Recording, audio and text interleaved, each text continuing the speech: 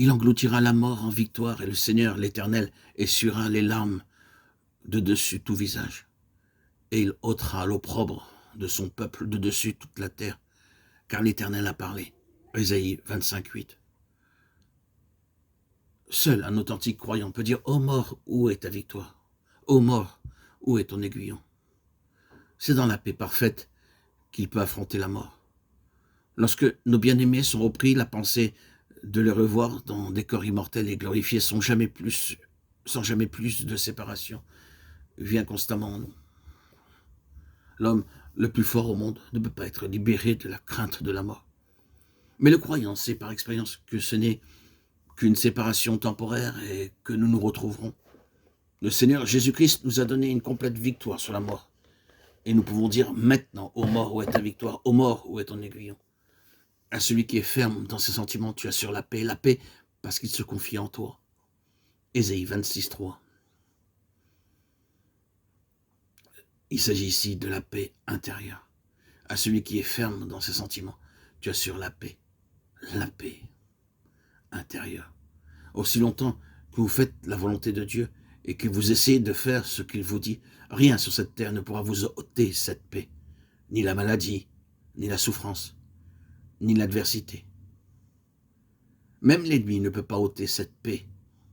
C'est une paix parfaite. Cette paix est le lot de tous ceux qui connaissent le Seigneur Jésus-Christ par expérience. Elle ressemble à un fleuve, et tout comme les eaux d'un fleuve augmentent, de même cette paix grandit jour après jour. Moi, l'Éternel, j'en suis le gardien, je l'arrose à chaque instant, de peur qu'on ne l'attaque nuit et jour, je la garde. Ésaïe 27:3.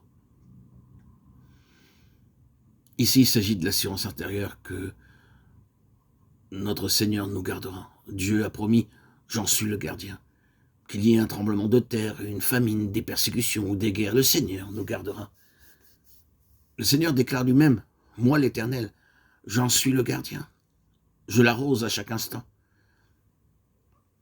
C'est-à-dire qu'il nous conservera frais, verts et féconds à cause de sa grâce et de son amour. Cela aussi vient de l'Éternel des armées admirable, et son conseil est grande et sa sagesse. Ésaïe 28:29. Nous avons chacun de nous besoin parfois d'un conseil. Nous avons à prendre des décisions concernant beaucoup de projets, de questions. À de tels moments, nous désirons le conseil de quelque homme d'expérience et nous allons vers lui pour tâcher d'en obtenir. Mais pour nous, croyants, le Seigneur Jésus-Christ est notre conseiller. Nous n'avons qu'à venir à lui et le consulter pour tout problème personnel, futur, pour des questions de mariage ou tout autre problème. Le conseil qu'il nous donnera sera le meilleur des conseils.